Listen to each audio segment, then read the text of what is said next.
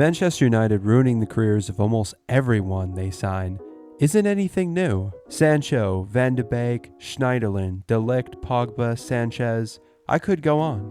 But one example that goes under the radar is Shinji Kagawa. He was seen as the next Hidetoshi Nakata, a generational player meant to lead Japan into an era of international success. While he is still celebrated in his country and has had a successful career, many felt that he could have been so much more if it wasn't for his move to Old Trafford. He might have been the greatest Asian footballer of all time and one of the best of his generation. So what went wrong? And what is Shinji Kagawa's legacy in modern football? Shinji Kagawa was born in Kobe on March 17, 1984. He started playing football at the age of 5 and was part of several local teams before signing with Cerezo Osaka in 2005. Aged 16 at the time, this made him the first player in Japan to sign a professional contract before graduating from high school. He made his debut for the Cherry Blossoms in 2007, with Cerezo Osaka having been relegated to the second division. He quickly earned a starting spot, making 35 appearances and scoring 7 goals. Over the next few seasons, Kagawa became more of a goal threat, scoring 16 goals in 2008. And that season, he was also called up to the Japanese national team for a friendly and was selected for Japan's 2008 Summer Olympic squad. In the following season, he had his most successful campaign with Osaka, netting 27 goals and providing 16 assists, making him the league's top goal scorer and leading his club back to the first division. His hot form continued into the first J1 League season, where he scored 7 goals in his first 12 games. At this point, Borussia Dortmund manager Jurgen Klopp noticed him and activated his €350,000 release clause. This move would become one of the greatest bargains in the history of football. Dortmund was a club on the rise, having shifted from a lower mid-table team close to relegation to title contenders after Klopp's appointment in 2008. They improved from 13th place the previous season to 6th in Klopp's first year. Alongside Kagawa, Dortmund signed other key players, such as forward Lucas Barros from Colo-Colo, right back Lucas Piszczek on a free transfer from Hertha Berlin, and promoted Mario Götze to the first team. Together, they formed the core of the Dortmund team that dominated the early 2010s and provided a platform for Kagawa to excel. Kagawa netted his first Bundesliga goal in the third league game of the season, helping to secure a 2-0 win at home. And the next week, he scored a brace against Schalke, establishing himself as a rising star with his composure, movement, and finishing, making him a fan favorite. Despite missing out on the 2010 World Cup, his form couldn't be ignored, and he was called up to the 2011 AFC Asian Cup, which is Asia's equivalent to the Euros.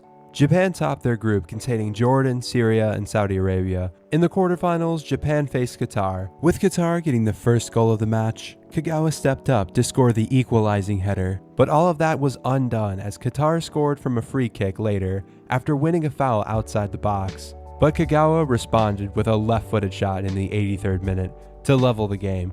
He then set up Masahiko Inoha's goal in the dying minutes, winning the Man of the Match award and sending his country to the semifinals. In the semifinals against South Korea, Kagawa was a key player before fracturing his metatarsal, sadly sidelining him for the rest of the season. Nonetheless, Japan advanced on penalties and defeated a talented Australian team in the final to win the Asian Cup and bring glory back to Japan. Returning to Dortmund, despite his injury setback, Kagawa's stellar form helped him earn a spot in the Bundesliga team of the season and contributed to Borussia Dortmund winning the league for the first time in nearly a decade. Kagawa was back in time for the start of the 2011-12 Bundesliga campaign and quickly found his way back into the starting lineup. It would take him until late October for him to hit the ground running, but when he did, he hit a purple patch of form that was truly incredible. Kagawa opened the scoring in the 7th minute as Dortmund crushed FC Cologne 5-0 in front of over 80,000 fans. In the next match, the Japanese international assisted Lucas Piszczek's equalizer in a 1-1 draw with Stuttgart, ensuring Dortmund were still in title contention. He then scored twice and assisted once in a 5-1 win at home against Wolfsburg, and then assisted the only goal of the game in a crucial win over Bayern Munich. From there, Kagawa was unstoppable, scoring or assisting nearly every game, and even getting a brace against Hoffenheim and Cologne. The man from Kobe also put up clutch displays, scoring the only goal of the game against Werder Bremen, and assisting the equalizer in a 2-1 win over rival Schalke.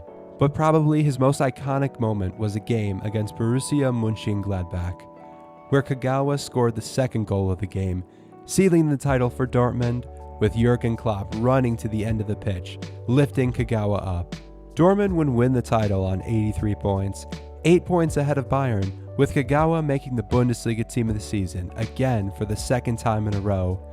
But the black and yellows were not done there, as Dortmund would thrash Bayern Munich 5-2, with Kagawa scoring and assisting to take home the DFB Pokal, making it a domestic double. This brought his overall tally to 17 goals and 14 assists in 43 games, seeing him declared the AFC Asian International Player of the Year. Kagawa was a technical marvel and an incredibly versatile attacking midfielder, deputizing as a number 10 or out wide on either flank. Agile, intelligent, and creative, Kagawa thrives in picking up pockets of space left behind, in between, or in front of defenders. So he is in a crucial position to play a clever through ball, a clever 1-2, or put a shot on goal. Kagawa's strength as a player relied on his movement and tactical intelligence to analyze space and decide the best possible action given the situation. Not to mention that he was a wizard with the ball at his feet. When any defender would try to press him in that space, Kagawa could easily wriggle free of him, making him incredibly press resistant and borderline unplayable. This subtle yet effective style of play made him one of the most effective playmakers in the world, making the 23-year-old a top prospect. Manchester United under Sir Alex Ferguson realized his potential and signed him for an initial £12 million fee, with £5 million in possible add-ons. Kagawa would make his Premier League debut in the first match of the season against Everton and scored his first goal in a 3-2 win over Fulham. Throughout the season, Kagawa put up some absolutely fantastic displays, especially his hat-trick against Norwich. However, due to strong competition in his position, Kagawa was often pushed out wide. In addition, Kagawa had trouble adapting to the physical demands of the Premier League and suffered from a serious knee injury that sidelined him for over half the season. Because of this, the Japanese international only scored 6 goals and assisted 5 in 26 games in all competitions. But while he did taste Premier League glory and won the Community Shield, it was all downhill the next season.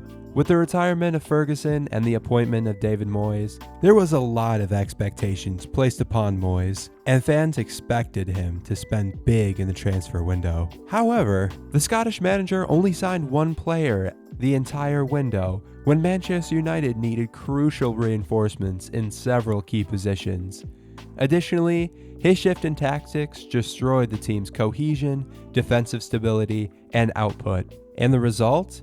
A disappointing 7th place finish and the decline in development of several players, including Kagawa. He scored 0 goals in 30 games, only operating as nothing more than a rotation option. Kagawa was deemed as frustrating and an underwhelming disappointment who couldn't cut it at the highest level and had his star power diminish.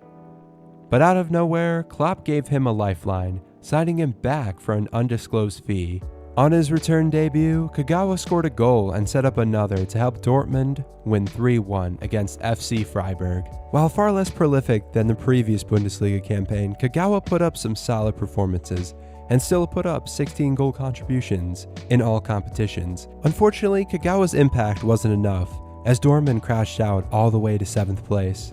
With important tactical changes under Louis van Gaal, impressive player development and acquisitions, strong leadership and stability, and financial dominance over all other German clubs allowed Bayern Munich to reassert their dominance and pretty much annihilated any semblance of competition for the Bundesliga title. The following season would prove to be Kagawa's last masterclass campaign.